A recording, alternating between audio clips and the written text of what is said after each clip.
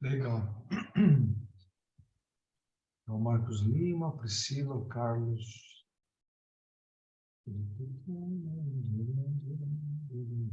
Bom, pessoal, muito boa tarde.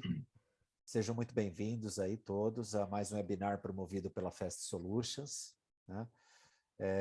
Hoje a nossa palestra ela vai abordar aí, um assunto, né, uma das ferramentas utilizadas para avaliação de riscos ocupacionais, né, a FEME, e vai ser falado, né, como utilizá-la e como identificar em que situação e em que tipo de negócio ela se adequa, tá bom?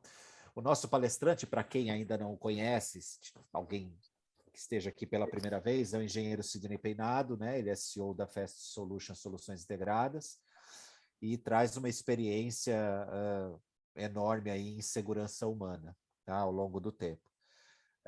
Como o tema vai ser dividido em duas partes, né? Ele é um pouco extenso, então hoje será apresentada a primeira parte, né? E no mês que vem já está programada a segunda parte desse mesmo tema, tá? Então, para quem tiver aí interessado, já fica atento aí nas redes sociais, nos convites, que no final do mês que vem vai ter a segunda parte desse tema abordando a FEMEA, tá bom? O webinar ele vai ter uma duração aproximadamente aí de uns 50 minutos, né? E os microfones durante esse período vão ficar mudos, tá? Durante a exposição do engenheiro Sidney. Mas o chat, aí embaixo, né, na barra aí embaixo de ferramentas de vocês, tem o chat. Ele vai ficar aberto. Então, se porventura, durante a exposição, vocês tiverem alguma dúvida que queiram discutir, perguntar, podem enviar pelo chat. Na medida do possível, o Sidney pode ir respondendo. Mas fica combinado que, ao final, a gente vai abrir uma sessão de tira dúvidas, de perguntas e respostas, né? Aí a gente vai abrir os microfones de vocês e aí para a gente ordenar um pouquinho, também aí embaixo na tarjinha de ferramentas, nas reações, se vocês clicarem aí em reações, tem levantar a mão. Então, vão apertando aí quem tiver alguma dúvida para perguntar, levantar a mão, que assim a gente pode ir com mais ordenadamente respondendo as questões de vocês, tá? Ao final. Um excelente webinar a todos e vamos em frente. É com você, Sidney. Bom, obrigado, boa tarde a todos. O Batelli, vou complementando o que o Batelli falou. Nós vamos fazer uma introdução na parte de apreciação, vamos falar sobre a ferramenta FEMEA, e a segunda parte vai ser um hands-on em cima do FEMEA. Nós vamos escolher um produto ou um processo e nós vamos fazer o desenvolvimento de um FEMEA em cima desse produto. Vai ser um hands-on mesmo, tá? Seria uma parte prática, lógico que o webinar é um pouco reduzido o tempo, mas ele tentar dar uma noção como se aplicaram na prática as planilhas que sairão desse FEMEA, né? Bom, o Batelli já fez a minha apresentação, né? O que é a apreciação de risco, pessoal? É onde identificamos todos os perigos, estimamos e avaliamos os riscos. Pessoal, existem muitas ferramentas, muitos métodos, muitas normas. Vocês vão dar uma olhada a quantidade de ferramentas que existem no mundo, né? E quem é que usa o quê, né?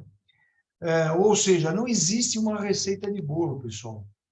Você tem que enxergar para a sua aplicação, para a sua máquina, para o seu processo, qual que será a melhor norma, a melhor ferramenta, a melhor metodologia e a melhor técnica a se aplicar.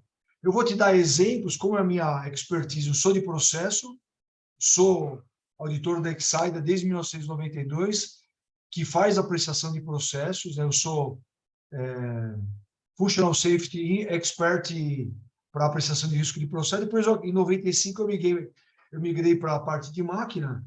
Então, eu tive que fazer o seguinte, eu tive que mudar algumas ferramentas, algumas metodologias, para ver qual que seria o melhor método a ser aplicado, tá? Então, na verdade, a apreciação de risco vem muito mais da disciplina do processo do que da precisão dos resultados, tá, pessoal? Bom, como está escrito no glossário da NR12, que foi uma solicitação nossa, porque era uma bagunça, né? Porque ninguém sabia o que era análise, o que era avaliação, o que era apreciação. Pessoal, a análise é a combinação da especificação dos limites das máquinas, identificação dos perigos e estimativa do risco. A avaliação é um julgamento com a base na análise de risco, e a apreciação é a documentação disso aí tudo. Por que tirou-se, né, do texto da última revisão da NR12, portaria 916, tinha lugares que tinham análise, tinha lugares que tinham avaliação e tinha lugares que tinham apreciação. E uniformizou-se tudo para apreciação de risco, porque a apreciação de risco é a documentação de tudo que você vai fazer, todas as etapas, o que você é registrado, está ok? Bom, como eu falei para vocês, né, no mundo aí existem muitas ferramentas, né? O que nós fizemos dentro da NR12, pessoal? Nós pegamos a Diretiva Europeia de Máquina, usada, né, ou máquina nova e máquina usada, e a Diretiva de Ferramentas de Uso, que trata dos usuários de máquina, ou máquinas de segunda mão também. Então, a Diretiva de Fabricante vai tratar só de máquina nova, e a Diretiva de Usuário, que é a Diretiva de Trabalho, ela trata de máquinas de segunda mão, máquinas usadas e usuários de máquina, ou seja, base instalada. E outras diretivas foram incluídas aí, né? As diretivas de efeito de campo magnético, de interferência de radiofrequência, de máquinas que trabalham em áreas à prova de explosão, áreas atmosferas explosivas, por exemplo. Impressoras de embalagem. Pô, toda a tinta que você usa para você imprimir embalagem são tintas à base de solvente. Se você tem tinta à base de solvente, você tem uma atmosfera potencialmente explosiva. E o pessoal não olha para esse tipo de coisa, né? Por quê? Eu vendo a máquina tem lá um detetor de quantidade de aromáticos que vai estar em cima dessa máquina. Só que, se a exaustão da fábrica não tiver dimensionada para exaustar todo esse ambiente, se você tiver mais do que uma máquina, tem mês que você tem 5, 6, 7, 8 máquinas, o que vai acontecer? Esse detetor ele chama de nariz eletrônico, esse nariz eletrônico, ele vai entrar, toda hora ele vai levar a máquina para uma condição segura. A primeira coisa que o pessoal da manutenção faz, a mando da produção, vai lá e jampeia o nariz eletrônico. Ora, se você está jampeando um elemento que detecta uma atmosfera explosiva, o que vai acontecer? Vai pegar fogo, vai explodir. Então, muitas vezes a máquina tem um dispositivo para detectar, de segurança, que vai detectar essa quantidade de aromáticos que tem no ar, que é o tolerante pelas normas para a área TEX. Só que a primeira coisa que o usuário faz, vai lá e jampeia. Eu tenho vários exemplos de máquinas que eu fiz, que eu cheguei lá, que o nariz estava jampeado. O detector de quantidade de aromáticos estava jampeado, ou seja, é uma atmosfera altamente explosiva e o pessoal não aplica NR20, não aplica absolutamente nada, que trabalha com produto inflamável. Bom, vamos lá. Tinha uma norma de apreciação de risco anteriormente, uma norma europeia chamada 1050. E você tinha duas normas que falavam de projeto de máquina segura, que é a 2921 e a 2922, que eram normas europeias. Depois, com o advento da 12100, da ISO, eu tinha a EN 1050, que foi substituída pela 12100, só que eu tinha a 12100-1, a -2, eu tinha a 14.121-1 e -2, as 4 normas falavam de apreciação de risco. Eu não posso ter 4 normas falando de apreciação de risco. Aí, o que eles fizeram? Quando eles usaram a 12.100, eles cancelaram as outras normas, né? E mantiveram somente uma das 4 normas. A 12.100 virou uma norma internacional ISO 12.100, e a ISO 14.121-2 virou uma ISO-TR. O que é ISO-TR, pessoal? Deixa eu pegar um apontador aqui. Uma caneta. Não, um marcador. Deixa eu pegar um marca-texto aqui. Então, vamos rabiscar a apresentação aqui. Marca-texto vermelho. Então, a ISO-TR, ela, na verdade, era só ISO, né? 14.121-2, mas ela tinha alguns exemplos de apreciação de risco, né? Alguns mapas de risco em algumas determinadas máquinas. A título informativo. Então, o que aconteceu? Ela virou uma ISO-TR. Uma ISO-TR ela não tem valor de norma, ela tem valor de um documento informativo, orientativo, ok? Então, como é que ficou, pessoal?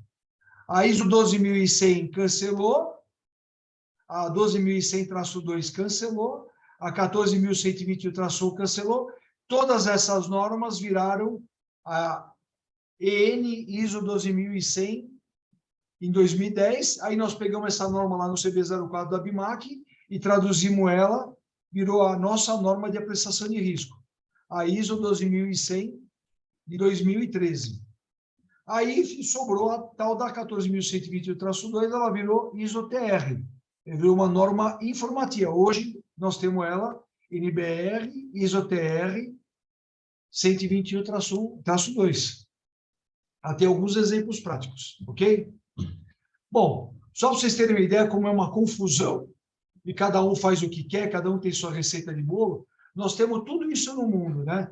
Temos norma na Alemanha de árvore de falha, de árvore de eventos, nós temos o LOPA, que é uma análise de árvore de eventos, aí nós temos o RAPEX, que é uma outra ferramenta de uso, nós temos uma norma DIN, alemã, que fala de mapa de risco, temos uma outra, que era 954, que fala aquela de categoria, que era a anterior, que é a norma-fonte da 14.153. Aí nós temos depois a 13849, que tem um gráfico de risco. Aí depois nós temos uma outra norma DIN, que fala de um método misto. Aí, opa, e nós começamos a entrar nós já ouvimos falar, né? O RASOP, que o RASOP, ele fala muito de processo.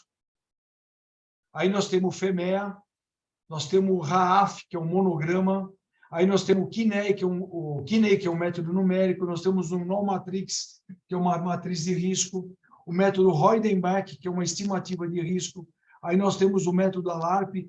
O ALARP eu uso ele muito junto com o FEMEA, em algumas situações, né? E assim por diante. Você percebeu? Tudo isso tem no mundo. O que nós fizemos aqui no Brasil? Nós fizemos um convênio com a Europa, uns anos atrás, nós fizemos uma cartilha. E qual foi o nosso código-fonte? O que nós usamos de orientação? Países com língua de origem latina. Por quê? Com a facilidade de pegar informação. Quais são os países latinos? França, Itália, Portugal e Espanha. O que esses caras usam? França, Portugal, Itália e Espanha? A 12.100 e o método HRN. Simples assim. Opa, então vamos fazer um convênio com esses caras. Pegamos o Catim de Portugal, falou, nós temos capacidade de língua, o que vocês fazem? Vamos fazer uma comissão, vamos fazer um comitê de estudos. Aí fizemos um comitê, fizemos uma cartilha, e todo mundo, nos países de língua latina, usa a 12.100, usa o HRN. Agora, o que cada um faz? Não tem receita de bolo, pessoal. Todos usam a norma 12.100 e usam o HRN como metodologia, mas não tem receita de bolo. Cada um vai fazer uma receita de bolo adequada para a sua máquina. O que eu vou fazer? Eu vou mostrar a ferramenta que eu uso. Vou usar a minha receita de bolo para a máquina seriada e para a máquina especial. Para a máquina seriada, é sempre a mesma coisa. Então, eu uso a ISO-TR 14.128-2, anexo B, e fiz um método, fiz um documento composto. Aí eu vou falar com vocês sobre máquinas especiais, que é o FEMEA, que são máquinas com características muito específicas, ok? Então, pessoal, a apreciação de risco por si só, ela é muito subjetiva. E se você não conversar com as pessoas, você vai ficar muito longe da realidade, ok? Dentro da própria NR12, você não vai ver ele citando a 12.100 em lugar nenhum. E nem o HRN. Mas na cartilha que o governo brasileiro fez com a Europa, a gente cita a 12.100 e a gente cita o HRN. Nós pegamos todas essas ferramentas e nós falamos, o que vocês usam? Nós usamos 12.100 e nós usamos o HRN. Falei, pô, nós vamos embarcar, nós vamos voar nessa mesma nave. Vamos fazer por quê? Por a facilidade de intercâmbio de informação. Eu tenho muito mais facilidade de falar com o português, com o espanhol, com o italiano e com o francês do que falar com o alemão, por exemplo, ou com o inglês. Se bem que na Inglaterra também usa 12.100. Também usa o HRN. Usam mais. Mas tem outras ferramentas que eles usam lá. A Bélgica usa o Sobane. Pô, é uma confusão, cara. Se você olhar o que cada um usa, vocês vão ficar malucos aqui. Então, lá atrás nós tínhamos uma norma. Então, nós vimos aqui o mundo, né? Aqui eu já entrei no caso brasileiro. Aqui no caso brasileiro, nós tínhamos uma norma, a NBR 14.009, que tratava de apreciação de risco. Pessoal, eu estou vendo a apreciação de risco do sul do Brasil, eu não sei quem é do sul do Brasil. Eu vi de Santa Catarina, eu vi do Paraná, do ano passado, que o pessoal ainda continua usando a 14.009. Essa norma foi cancelada em 2013, pessoal. Essa norma foi cancelada há 9 anos atrás, quando saiu a publicação da 12.100. A 12.100 é de 2013. Vamos lá. Deu validade de 2 anos a 14.009, até 2015. Então, de 2015 para cá, não pode usar mais a 14.009. Eu peguei a prestação de risco de Santa Catarina do Paraná, a engenheira de segurança assinou RT e ela colocou como referência o mapa de risco e a análise de risco que é a 14.009 e citou a norma. Meu, eu quero saber como é que o pessoal aceita um negócio desse. Não tem lógica se aceitar uma norma que não vale mais, que não tem mais finalidade, né? Vamos lá. Então, em 2013 foi publicada a 12.100, é um processo composto de uma série de etapas que permite, de forma sistemática, você analisar e avaliar os riscos associados a cada máquina. O risco associado à máquina não significa que é o risco da máquina como um todo. Não existe HRN de máquina, existe HRN de tarefa. Tarefa associada ao quê? À atribuição de cada colaborador. Tem os riscos associados à operação, os riscos associados à manutenção mecânica, os riscos associados à manutenção elétrica, os riscos associados ao cara que prepara a máquina, os riscos associados ao cara que limpa a máquina. Então, não existe... Quando vocês pegarem um documento, uma prestação de... O cara fala, o HRN da máquina é X, pode jogar fora. Esse cara não sabe nem o que ele está fazendo. O HRN é por tarefa. O operador ele vai ter 10 tarefas durante o período laboral dele. Cada tarefa vai ter um risco, de operação vai ter um risco. E você vai o quê? Pegar o maior risco e vai avaliar o sistema de segurança que você vai fazer naquele ciclo de segurança da máquina na operação, onde você tem o maior risco, pessoal. Você vai trabalhar sempre pelo pior caso. Bom, dentro das 12.100 nós temos esse gráfico, lógico que eu dei uma customizada no gráfico. Pessoal, a apreciação de risco é o que está pontilhado aqui, ó. É só essa etapa aqui, ó. E dentro da apreciação, eu tenho avaliação de análise de risco está aqui e avaliação de risco está aqui. Ou seja, eu determinei todos os limites da máquina, onde eu vou fazer realmente toda a identificação dos perigos, vou estimar o risco e vou avaliar o que eu preciso fazer para remediar, para consertar essa situação. Ok? Então, vamos lá. E a parte de baixo aqui, ó, vamos lá. O que eu estou falando aqui? Ó? A apreciação de risco, compreende uma análise de risco e avaliação de risco, a documentação. E na análise de risco, eu vou combinar os limites da máquina e identificar todos os perigos e estimar os riscos. A 12.100, ela é seguida sempre que necessário da redução. A redução está nessa parte de baixo da tabela aqui, ó. Aqui é a redução de risco, pessoal. Todo esse processo aqui. Então, se olhar a parte B, é o que está aqui, ó. Se tiver risco, tiver que ser reduzido, eu vou reduzir aqui. Aqui é o que eu vou colocar todas as medidas de controle. Quais são as medidas de controle? Equipamento de proteção coletiva, medidas administrativas, cortina de luz, chave de segurança de lingueta, chave magnética, tapete, sistema de radar, enfim. Tudo que for necessário para mim controlar o risco.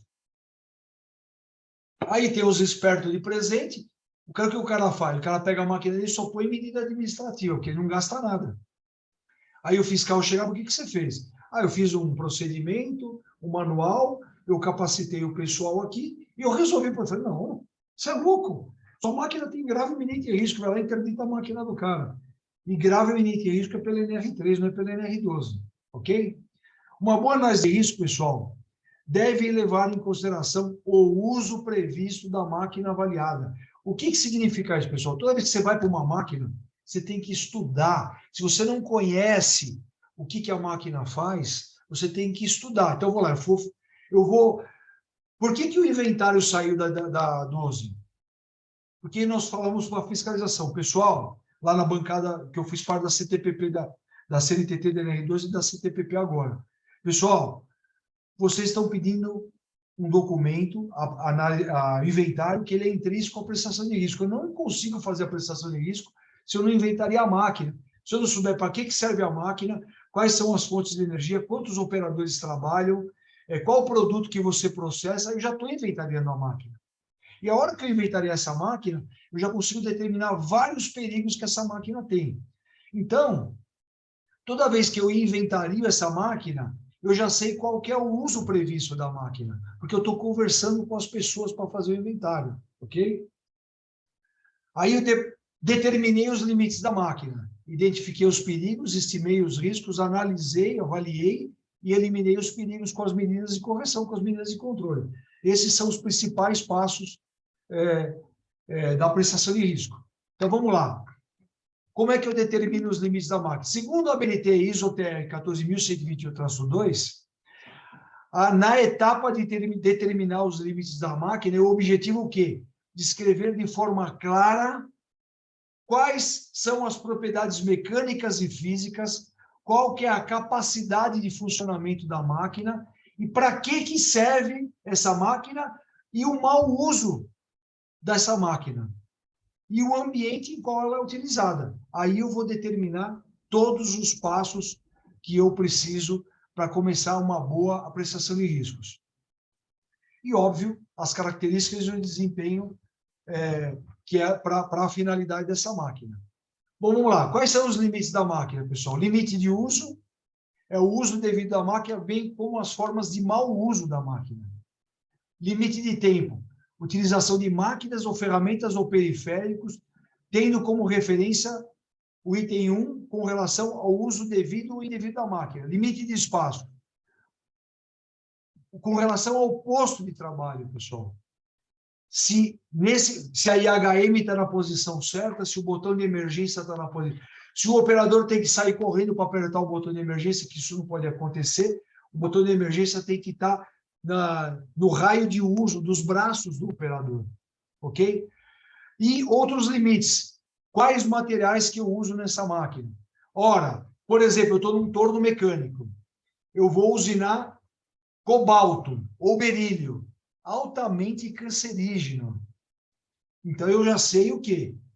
Que material que eu estou... O que eu preciso colocar nesse torno, além de proteger a placa e a castanha, o fuso, o porta-ferramenta, travar a parte de transmissão de força. Eu preciso prever o quê? Um sistema de exaustão, porque o material é cancerígeno. Por exemplo, isso são propriedades do material, limpeza e organização.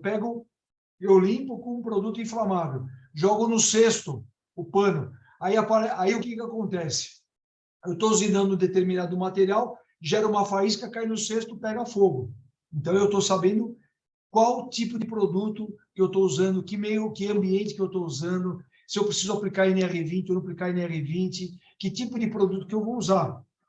Então, também faz parte. Então, vamos lá, 14.009 morreu, então entrou a 12.100. Esquece a 14.009, ok? Aí eu fui lá na 12.100, tabela B3, e tirei a tabela da tabela B3. Vamos lá, pessoal. Aí eu peguei dentro da tabela da B3 da 12.100, eu determinei o que é a responsabilidade do fabricante e o que é a responsabilidade do usuário. Ora, se eu sou fabricante da máquina, eu tenho que me preocupar com o quê? Com o projeto, com a fabricação. O projeto tem que levar em consideração o uso previsto da máquina, o fabricante alemão tem que levar em consideração que a máquina vai ser usada na Índia, no Brasil, na China, tem que conhecer o público que vai usar a máquina. O pessoal não faz isso, pessoal. Aí eu montei, comissionei e startei essa máquina. Aqui, nesse momento aqui, pessoal, é onde eu estou passando a responsabilidade para o usuário. O que acontece aqui, pessoal? Capacitação, procedimentos operacionais e manual adequado NR12. Se o fabricante não fizer um projeto de segurança bem feito, não fizer uma boa capacitação, um bom manual e um bom procedimento, ele puxa de volta para ele a responsabilidade da máquina. Ele não está atendendo os requisitos da NR12. E qual é o ciclo de vida de segurança da máquina de quem usa a máquina?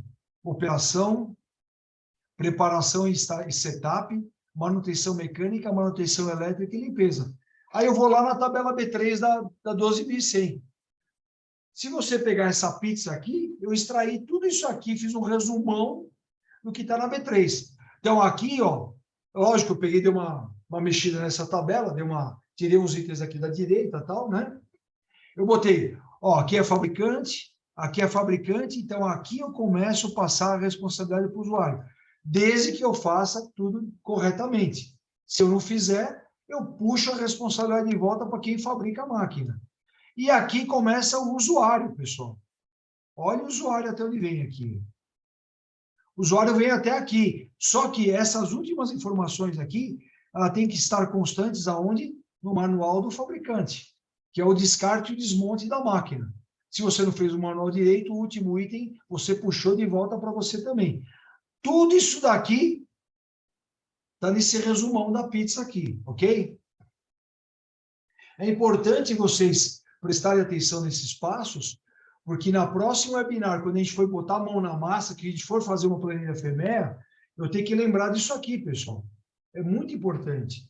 Aqui é onde você vai tirar a sua apreciação de risco da subjetividade, que eu vou entrevistar quem opera, quem faz manutenção elétrica e mecânica, quem faz manutenção elétrica. Aqui, ó, todo preparador, ó, ajuste, todo preparador, todo operador, toda manutenção mecânica e manutenção elétrica, está tudo aqui. Todos os exemplos de tarefa possíveis e imaginárias estão aqui dentro, pessoal. Do ciclo de vida de quem usa a máquina. E aqui de quem fabrica a máquina. Eu não estou inventando isso aqui, é a tabela B3 da 12.100, pessoal. Ok? Bom, aí tratamos como ciclo de vida de segurança, tais como transporte, montagem, instalação e comissionamento, operação, desmonte e descarte. Aí, qual é o ciclo de vida de quem opera e faz manutenção da máquina, pessoal? Setup, testes, programação, troca de ferramental, startup, tipos de operação, tipos de parada de processos, aqui é importante. A diferença entre parada de processo e parada de emergência é mais importante ainda. Aí eu te remeto lá para 12.000, para ISO 13850, que fala de parada de emergência. Na 60204 é a SUL, que fala de parada de processo, parada de emergência e parada de processo, né? Comportamento não intencional e má utilização da máquina. Isso precisa saber, perda de controle, baixa vigilância do operador, atalhos de operação e manutenção, pressões econômicas oriundas do dono da empresa e comportamento de pessoas não habilitadas. Aqui eu coloco, sabe quem aqui, pessoal? É importante vocês saberem que quando vocês forem inventariar a máquina e vocês forem entrevistar terceiros.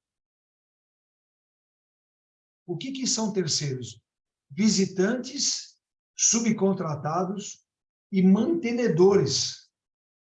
Eu contratei uma manutenção terceirizada, eu contratei um SESMIT terceirizado, eu contratei um terceiro fornecedor de lubrificante industrial e visitou minha fábrica, um fornecedor de dispositivos de segurança. Essas pessoas precisam ser treinadas antes de entrar na fábrica, receber aquela integração básica, saber dos riscos, que tipo de máquina, que tipo de processo, que tipo de produto, e saber que, em caso de emergência, para qual telefone que eles ligam. Isso aqui é importante. Pessoas não habilitadas incluem terceiros, pessoal. E o pessoal esquece de pegar esse tipo de informação quando faz a apreciação de risco. Isso aqui é um erro grosseiro. Bom, dentro da identificação dos perigos, né? Eu tenho aqui já falei desse blá blá blá que a 14.121-2 fala, né? E a 12.100 ela vê o que? As fontes potenciais de dano.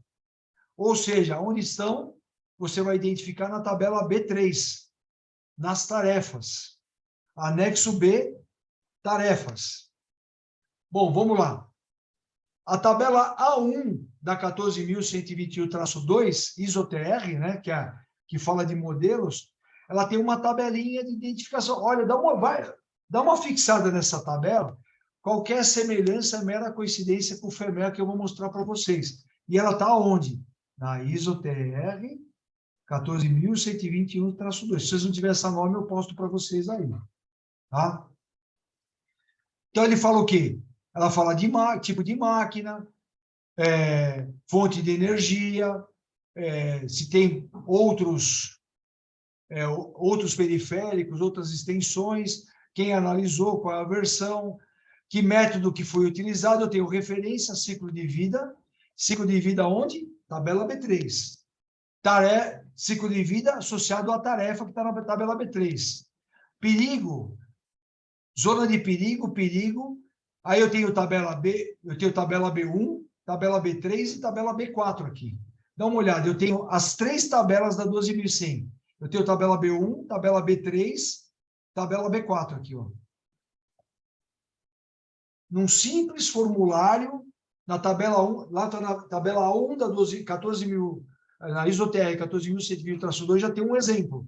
Então, esse aqui é um tipo de exemplo que nós vamos associar, que eu vou enxertar no meu FEMEA customizado.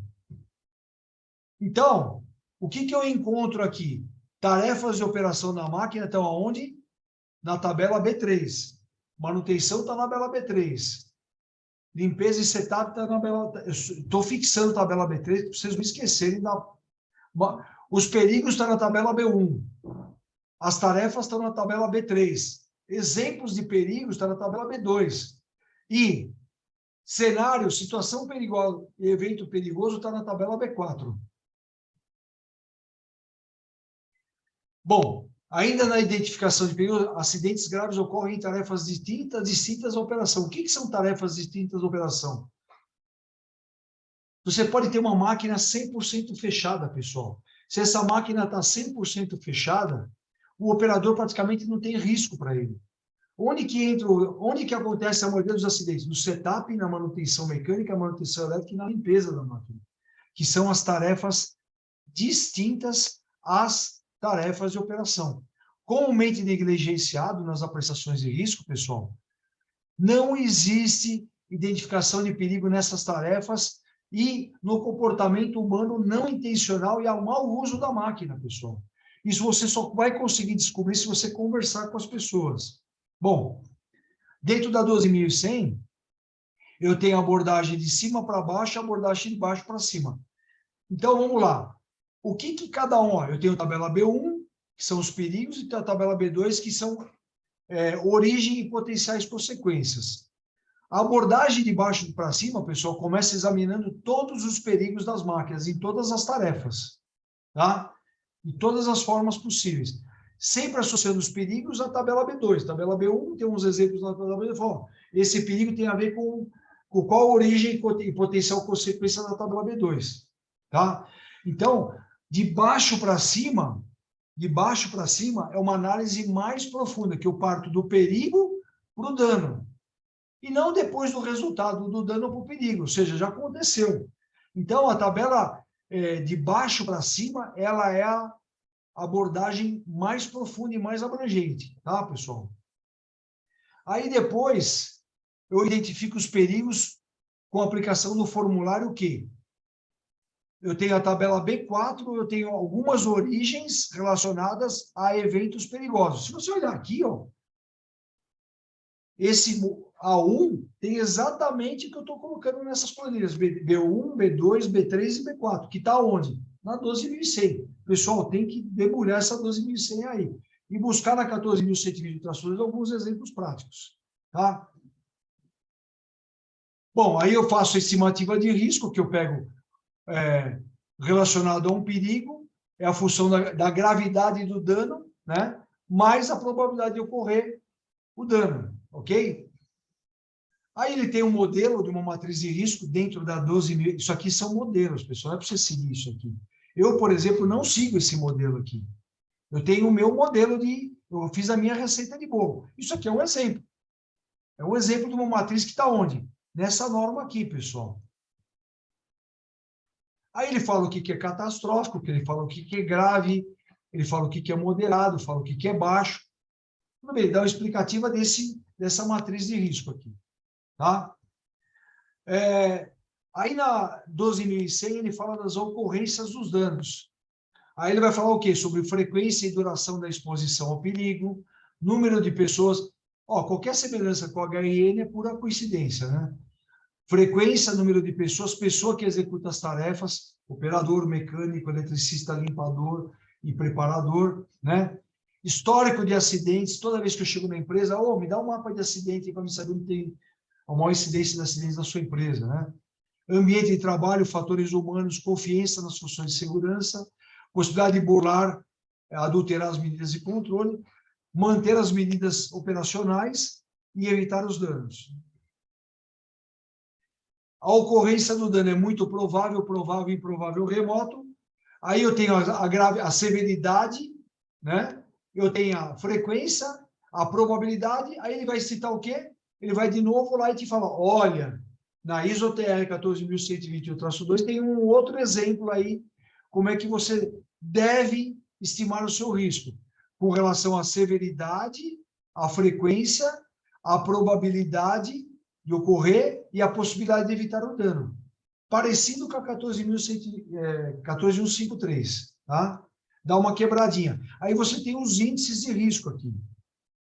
Muita gente me questiona, por que você não usa? Eu não uso essa matriz porque eu tenho a minha receita de bolo. Pode ser certo? Pelo menos eu tenho bastante aceitação. Eu faço capacitação dos peritos do Ministério Público do Trabalho, dos auditores fiscais, e tem tido bastante sucesso esse trabalho. Aí ele pega tudo isso daqui, ele joga aqui um explicativo, né? E cria uma matriz de risco em cima dessas informações aqui. Pode usar? Pode. Eu não uso, mas está lá. Figura 30 da ISO-TR 14.121-2. Tá? Porque eles são exemplos práticos. Então, o exemplo do quê? Do cálculo de índice, ele dá um exemplo aqui de gráfico e dá um exemplo aqui da matriz. Pode usar? Pode. Eu acho que ela está muito assim, é muito resumida. Eu faço uma mais abrangente, tá? Bom, FEMEA é a parte 1. Por que é a parte 1? Porque o parte 2 vai ser o hands-on. Eu preciso explicar para vocês o que é FEMEA, pessoal. Qual que é a minha receita de bolo? Eu uso como norma 12.100, como ferramenta FEMEA, como metodologia HRN, como técnica, entrevistas e brainstorming. Essa é a minha receita de bolo. Para máquinas especiais. O que muda para máquina seriada? Eu uso aqui, no lugar do FEMEA, vou escrever aqui para vocês. Eu uso o método híbrido da NBR ISO-TR 14.121-2, anexo B. Para máquina seriada, no lugar do FEMEA, eu uso um formulário que tem no anexo B da ISO-TR 14.121-2. Eu peguei esse formulário e tem uma customizada para mim. O que é máquina seriada? Prensa, esmeril, furadeira, fresa, plana, retífica, máquina injetora de plástico. Desde seja uma máquina injetora padrão, não, uma máquina injetora que tem manipulador. Opa, já não é uma máquina comum. Uma máquina injetora que tem alimentador via manipulador robótico, tem desmoldante via manípulo, já não é uma máquina com um certo nível de complexidade. Aí eu já caio para cá. Quando é uma injetora simples comum, quando é um tornilho básico mecânico comum, quando é uma furadeira, medir uma fresa, uma plane, uma retífica, eu uso essa norma 12.100, método híbrido da NBR do TR 14.100 de iteração de anexo B, HRN mais entrevistas e brainstorming. Vamos lá. Vamos lá, norma. Então, a norma todo mundo conhece, NBR do 12.100, né? Que trata de segurança em máquina, é uma norma tipo A, que ela fala de princípios gerais de projeto, apreciação e redução de riscos. Ela foi traduzida ao pé da letra da 12.100, não mudamos absolutamente nada da ISO 12.100, que foi a fusão daquelas 4 normas que eu mostrei para vocês lá.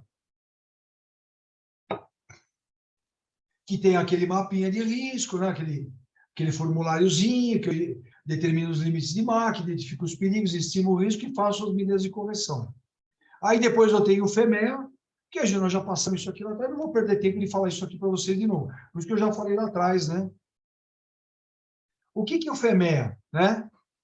É o Fail Module Effects Analysis. Tem como o objetivo é identificar potenciais modos de falha de um produto ou de um processo, ou de uma máquina, de forma a avaliar o risco associado a esses modos de falha.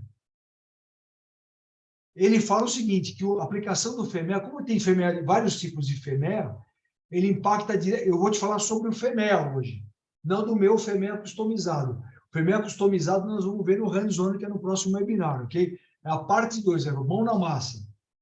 Ele impacta diretamente no retorno financeiro da empresa, que é decorrente da minimização e eliminação das falhas potenciais com relação aos riscos.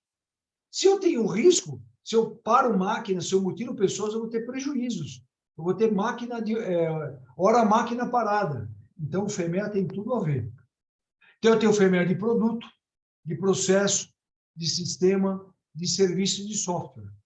Eu tenho o FEMEA para determinadas aplicações. Produto, processo, sistema, serviço e software.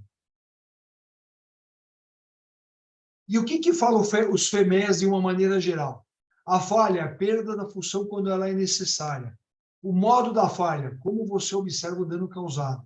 O efeito da falha, o resultado e a consequência da falha. A ocorrência da falha, quantas vezes isso acontece dentro do processo.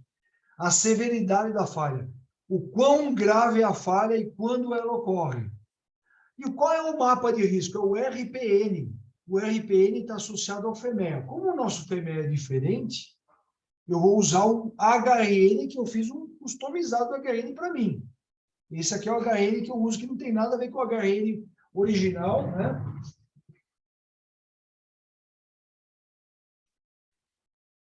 Que é de 1991, 92, deixa eu ver. 1992, que saiu nessa publicação, nessa revista aqui. Esse aqui é o HN original de 1992. Aí o que eu fiz? Eu peguei esse cara, dei uma adaptada para máquinas, equipamentos, máquinas similares, né? Prensas similares, injetoras similares, enfim, todas as máquinas desse universo de máquinas que nós temos e equipamentos.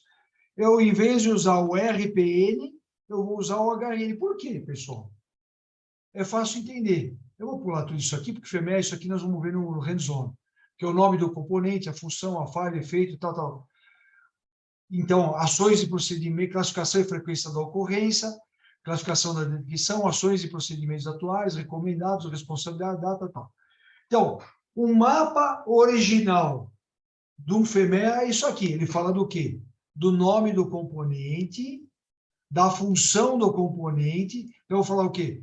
Nome da máquina, eu vou falar da tarefa da máquina, qual é a falha encontrada, qual que é o efeito potencial dessa falha, vai mutilar, vai dar choque elétrico, vai cair, né? Aí o que fala o RPN? O RPN, que é o original do FEMEA, que é esse cara aqui, ó. É o Risk Priority Number. Eu tenho a ocorrência, eu tenho o quê? A severidade e eu tenho a detecção. Aí eu multiplico um pelo outro, eu vou ter aqui o RPN. e qual que é a medida de controle que eu vou fazer para corrigir. É só isso que o RPN te mostra. Tá? E quais são os benefícios de um FEMEA, pessoal? Realiza um processo produtivo com maior qualidade, maior confiabilidade de serviço, é o que fala o FEMEA. Menor custo e menores avarias e probabilidade de falhas nos processos de produto. Vai diminuir a probabilidade de falhas na máquina, né? E nos produtos. Então, pessoal, de novo, por que eu uso aqui atrás? Vamos voltar aqui para trás. Por que eu uso como técnica entrevistas e brainstorming? Por quê? Exatamente para acontecer isso aqui, pessoal. O FEMEA é uma técnica analítica que utiliza um time de pessoas, pessoal. Um grupo multidisciplinar. Por isso que o FEMEA me atraiu muito, tem muito cara de máquina. Na sua forma mais rigorosa, o FEMEA é o sumário dos conhecimentos das pessoas, pessoal. Tudo que o operador vai me dar, tudo que o mecânico vai me informar, tudo que o eletricista vai me passar, tudo que o preparador vai me ensinar, tudo que o limpador vai me passar de informações. Ou seja, é uma troca de experiências. Por isso que você tem que conversar com as pessoas. O FEMEA é um sumário de conhecimento das pessoas, incluindo uma análise de itens que poderiam falhar, baseado na experiência das pessoas e acidentes passados. Ok, pessoal? Então, nós vimos a metodologia HRN, que é a classificação de risco, que é o Hazard Rate Number. Eu errei, falei 92, não, desculpa. Ele foi inventado em 1990, pessoal, por um cara chamado Chris Steele. Acredite, o HRN foi criado para fazer risco financeiro em imóveis. Como tinha muito furacão, muito terremoto, a pessoa avaliava o risco de possíveis furacões, tempestades tropicais, terremotos teriam para aquela casa cair. Quais danos que foi criado para essa finalidade, pessoal. E ele não determina a categoria. Ele é um método consolidado, quantitativo e qualitativo. E é muito utilizado em máquinas pelo mundo todo, principalmente nos países que nos interessam. Portugal, Espanha, Itália, França e Inglaterra também. Então, eu fiz esse HN que vocês estão vendo aí. Se você pegar o original, não tem nada a ver com o original. Ou seja, é o mesmo aqui, ó, classificação de risco é número de pessoas, grau de possível lesão, frequência e probabilidade de ocorrência dos danos. Então, ele multiplicando um pelo outro vai dar aqui um XHRN. Ou seja, daqui para baixo, pessoal, do alto para baixo é interdição de máquina.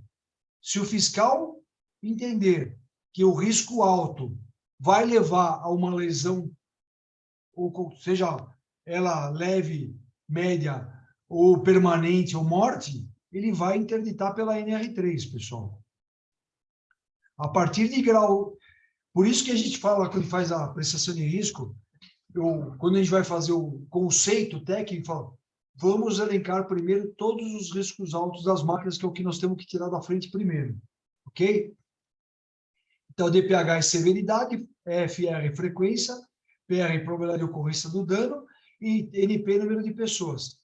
Então, HRN é classe de risco, que é igual a multiplicação de 4 fatores. Ok? Pessoal, então, portanto, não existe HRN de máquina. É HRN por tarefa. É classificação de risco por tarefa. E o operador, às vezes, de uma máquina, tem várias tarefas. Aquilo que eu falei para vocês. Ele pode ter 6 tarefas diferentes durante o período laboral e cada tarefa vai ter um risco diferente. Então, nós vamos trabalhar sempre com o pior caso, qual que é o maior risco que nós vamos usar para fazer o cálculo do nosso sistema de segurança que nós vamos ter que instalar na operação. Manutenção mecânica idem, manutenção elétrica idem, preparação e setup idem, limpeza idem. E a técnica, pessoal? A técnica, a gente usa um grupo multidisciplinar, né? e todos os envolvidos nós vamos conversar depois das avaliações. Então, antes de começar a reunião, eu faço um kick-off meeting com os responsáveis, com o gerente de produção, o gerente de manutenção, o gerente de todos os gerentes de segurança. Depois eles vão indicar algumas pessoas que não vão nos acompanhar. Toda vez que eu precisar de alguma informação, eu vou lá e converso com a pessoa. O supervisor de operação, o mecânico de manutenção, o eletricista de manutenção, o técnico de segurança, são as pessoas que vão formar o meu grupo de multidisciplinar, onde eu vou começar e vou terminar todo o meu trabalho. Ou seja, o brainstorming que eu vou usar é o brainstorming estruturado, pessoal, que todos os integrantes devem dar ideias quando chegar a sua vez na rodada, ou passar a vez até a próxima rodada. Eu vou conversar e vou gastar tempo com esse pessoal, pessoal. Então, o brainstorming, ele tem dois tipos, o estruturado e o não estruturado. Então, nós vamos sempre usar o estruturado, ok? Pessoal, hoje nós vamos parar por aqui. Semana que vem nós falamos do FEMEA. Por que eu tenho essa introdução de análise de risco e parei no FEMEA? Porque FEMEA é o que nós vamos trabalhar. No próximo, nós vamos pegar um formulário de FEMEA e nós vamos trabalhar em cima desse formulário. Como é que nós vamos trabalhar o quê? Todas essas etapas do FEMEA aqui. Só que o FEMEA, eu vou mostrar esse cara para vocês e vou mostrar o que o FEMEA que eu fiz. Que tem muita coisa daí, mas tem muito mais coisa do que está aí. Por exemplo, eu vou usar aqui, eu já não vou usar o RPN, eu vou usar o HRN. Eu ainda vou ter mais uma coluna aqui, que eu vou falar qual que é a etapa da tarefa. E depois que eu fizer tudo isso, eu vou ter as medidas de controle, eu vou ter o HRN final aqui. Se eu remediar a máquina aqui, aonde eu vou chegar aqui? Eu preciso saber o que eu vou investir, se eu vou atingir o meu HRN desejável, ok? Então, eu vou deixar aqui 5 minutos para as perguntas. Pode abrir os microfones e pode perguntar, pessoal.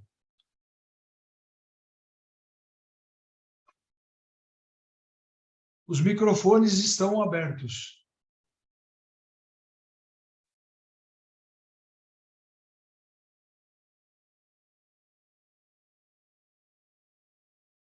Pessoal bonzinho, hein? Carlos, quais as recomendações para o consultor que faz a prestação de risco sozinho? Vamos lá.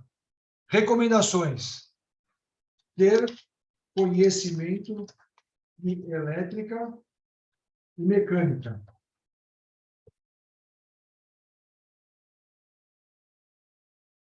Conhecer o universo de máquinas antes da apreciação de riscos. Por quê? Você vai receber, quando você vai fazer a sua proposta de apreciação de risco, ou se você vai fazer internamente, você precisa saber que tipo de máquina você tem nessa empresa. Tem o prensa, tem injetora, tenho transportadores, eu tenho máquina ferramenta, tenho várias tornos, tipo de torno que eu tenho. Por quê? Eu preciso estudar essas máquinas. Como funciona? Para você fazer uma boa prestação de risco, você precisa ter conhecimento de elétrica e de mecânica. Isso não tem a dúvida. NR12 é mais de 85% elétrica. Ok? E você sabendo o tipo de máquina, você estuda a máquina. Se você não conhece, vai procurar saber. Procurar na internet filmes, conversar com parceiros se eles conhecem as máquinas, ok? Por quê? A hora que você for, você vai conseguir fazer perguntas pertinentes ao funcionamento da máquina, pessoal. Se você não souber como funciona a máquina, você não vai saber. E para o eletricista, você vai fazer perguntas específicas do funcionamento elétrico da máquina. E o mecânico, idem. A hora que você souber como funciona a máquina e ter o conhecimento mecânico, você vai saber como são os mecanismos de funcionamento. Qual o tipo de força motriz que você tem. Pode usar, sim, o eletricista da empresa e ensinar sobre NR12, com certeza. Não tenha dúvida que pode. Ele precisa conhecer NR12 e saber o que a NR12 pede para ele poder te ajudar a fazer a prestação de risco. Ok? Que mais? Sidney, o Berdan, Pode falar. tudo bom? Oba, tudo bom? Eu queria fazer uma pergunta. Aqui no Paraná, o pessoal ainda costuma usar, junto com a 12100, usar a 14153 para definir a categoria lá. Então, é o seguinte, o problema da 14153, Caroleski, é o seguinte, ela foca componente. Esse que é o problema. Por quê? Eu tenho até um gráfico que eu posso até mostrar para vocês, que eu mostrei nos anteriores, onde trabalha 14153, onde trabalha 3849 e onde trabalha 62061. A 14153 ela vai focar o quê? A chave de segurança para todo o mecânico. A chave magnética, a cortina de luz, ela não vai focar o sistema de segurança. Ela vai ver os componentes separadamente. Quem é que vai juntar isso? É a 13849, porque ela enxerga o sistema, ela enxerga o projeto de segurança. Esse é o grande problema. Apesar da 14.153 não ter sido cancelada, porque ela foi votada, é a 15ª vez que os caras votam, eu não sei para que isso, porque nenhum componente de segurança traz mais a 14.153, ela traz a 3849. O que você... Se você pegar um datasheet de uma chave de segurança, mesmo com o atuador mecânico, ela vai ter o quê? Ela vai ter o diagnóstico de cobertura dela, é 3849. Causa de falha, causa comum, 3849. O MTTF, meio tempo entre falhas, 3849. Ela não vai trazer mais a 14153. Ela vai trazer lá que ela é performance level D, categoria 3, porque a categoria está dentro do 3849. Ela nem precisava de categoria, só para você ter ideia. Eles mantiveram exatamente para o pessoal entender que teve uma mudança, que teve uma quebra de paradigma. Que eu não estou tratando mais o componente, eu estou tratando o sistema de segurança. Ó, só para você ter uma ideia, como eu faço muito... Como eu laudo... Deixa eu puxar a câmera para cá, peraí. É que a câmera está aqui, eu estou com 3 monitores aqui, eu estou olhando para o lado aqui. Só para você ter uma ideia, deixa eu stop share aqui. Pronto, melhorou.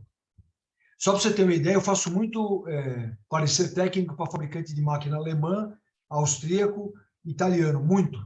Desde 2011 eu faço. Então, eu fui compilado a não usar mais a 14.153, porque em 2011, a EN 954, que era o laço da 14.153, foi cancelada. Com a publicação da 3849 na Europa, na norma internacional, a 14.153 desapareceu, que é a 954. A EN 954-1 foi que deu origem a 14.153 e que também deu origem para a 3849. Ela não é mais usada desde 2011 no mundo inteiro, só no Brasil que a gente usa a 14.153. Então, eu não podia estar fazendo um parecer de máquina que vem de lá de fora usando uma norma que não existe mais. Então, eu desde 2011 que eu já faço, todas as máquinas que eu faço adequação, eu já aplico a 3849, não aplico mais a 14.153. Então, meus clientes há 11 anos que estão recebendo máquina dentro com performance level, dentro da apreciação de risco, com todo o cálculo de performance. Eu faço a minha validação, só para você ter ideia, desde 2011, quando eu faço o parecer de entrega de máquina, a minha validação é usando a 3849-2. Porque eu faço todos os testes funcionais dos componentes de segurança. Você sabe o que a 3849 pede para você, quando você valida uma máquina? O que é teste funcional? Por exemplo, eu pego um circuito de emergência. O que eu faço? Eu dou um curto-circuito. O que acontece com o meu projeto se eu der um curto-circuito no circuito de emergência? O que acontece com aquele circuito se eu tirar a terra? Isso faz parte da 3849-2. E na 14.153 não fala nada disso. Porque eu estou testando um sistema de segurança de parada de emergência. Eu preciso saber qual é o comportamento dele durante uma falha, que são as falhas de causa comum, que é o CCF da 3849. Tá? Então, eu não aplico. Você viu a diferença? A 14.153 falta aqui, foca o componente, não o projeto de segurança. Se você quiser focar o projeto como um todo, você tem que usar a 1349 e sair fora definitivamente da 1453. Tá? É porque ele gera o problema exatamente por isso. Porque você pega lá no HRN, a tarefa é de risco baixo lá, vamos lá. Só que o cara vem com a 14153 e diz, isso aqui é categoria 4, a máquina é categoria 4. Aí Posso falar um negócio para você? você fica protegendo o risco baixo com... Carlos, que eu vou te falar um negócio, você vai tomar um susto. Depois, quando você começa a aplicar a 3849, é quase raro, presta atenção como eu vou te falar, é quase raro você chegar num sistema de segurança categoria 4. Olha, eu vou falar um negócio para você. De 2011 eu estou adequando máquina. Eu tenho mais de 5.000 máquinas no meu portfólio. Eu parei de fazer conta quando cheguei em 5.000. Eu já fiz máquina de tudo que é tipo que você pode imaginar. A hora que eu comecei a ficar assustado, quando eu comecei a aplicar 3849 em 2011, eu pegava a ferramenta sistema lá no Instituto Feuerarbeit, pegava o datasheet do produto, estava lá, já jogava, pum! Falei, deu performance level C.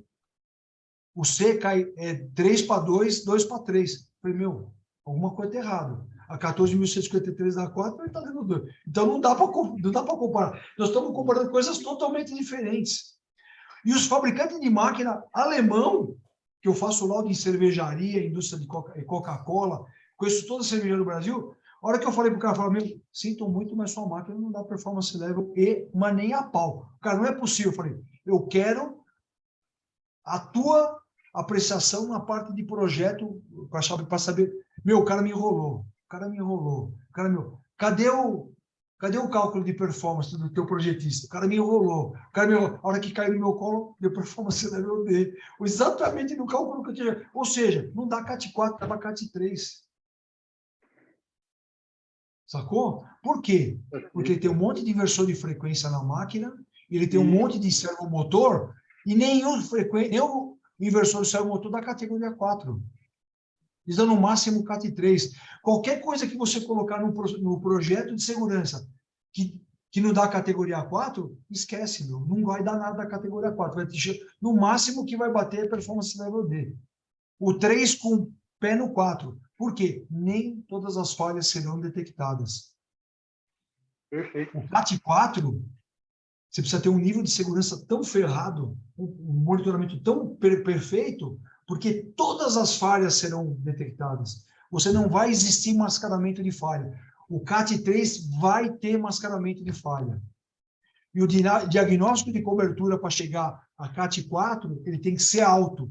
Nenhum projeto de segurança, quase que a maioria, vai dar diagnóstico de cobertura médio. Médio nunca vai ser 4, sempre vai ser 3. Porque vai ter mascaramento de falha, e o mascaramento de falha não é 3849, é 14.119 e ISO-TR 24119.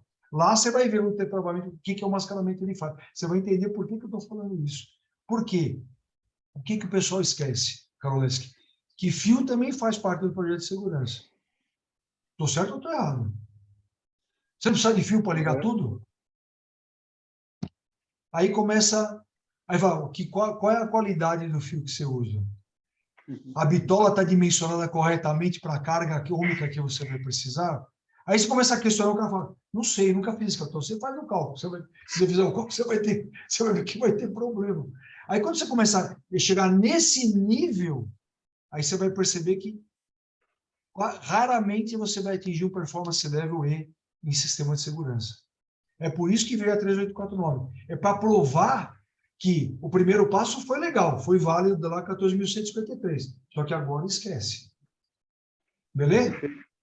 Vamos lá. Posso utilizar o engenho de eletricidade? Tá, ok. Onde posso adquirir conhecimento de pneumática, hidráulica, para ter a prestação de... Pô, vai no Senai. Carlão, Senai tem cursos ótimos.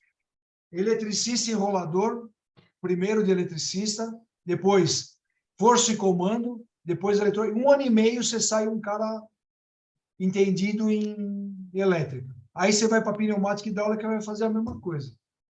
Você vai lá para mexer com o básico de projetos de circuitos pneumáticos, depois você vê um projeto um pouquinho mais elaborado de pneumático e faz a mesma coisa para hidráulica. Beleza? Pessoal, mais alguma pergunta? Ô, Carla, tudo bem? Quanto tempo, hein? Por favor, onde fala sobre mascaramento de falha? Vamos lá. Mascaramento de falha tem 2 normas que você precisa buscar. NBR, ISO 14.119 e ISO-TR 24119. Essas são as duas normas que você encontra. Me manda depois no privado, que eu te falo melhor sobre isso aí, para você entender, para você usar aí no Nordeste, no Norte. Tá bom? Essas duas normas falam sobre mascaramento de falha. Você pode entrar também no meu... Entra no meu site, ó, www.festautomacau.com.br. Você vai lá no blog. Lá no blog tem um boletim técnico sobre intertravamento. Lá no blog, no canto direito, lá em cima do site lá nosso, você vai lá, boletins técnicos. Aí você procura lá intertravamento. Aí você baixa os slides, tem uma explicação muito boa sobre essas duas normas aí e sobre mascaramento de falha também, tá bom? Mais alguma pergunta? Beleza. Bom, se não tem mais pergunta, pessoal, então não esqueça o próximo webinar, Hands-on de FEMEA. Então, se preparem que nós vamos fazer aí 1 horinha de hands-on no FEMEA, ok? Obrigado, até daqui um mês. Aproveitem as informações e até a próxima. Obrigado pela presença de todos, viu? Tenham um excelente dia para vocês aí. Beleza? Valeu. Ok. Boa tarde, Sidney. Valeu, Dimas. Valeu, Carla. Obrigado a todos. Luiz, Naíra, Carolesca, Priscila, Silfane. Beleza. Fechou então, Batelli. Valeu. Obrigado a todos aí. Uma Até boa a tarde a próxima. todos. Boa tarde.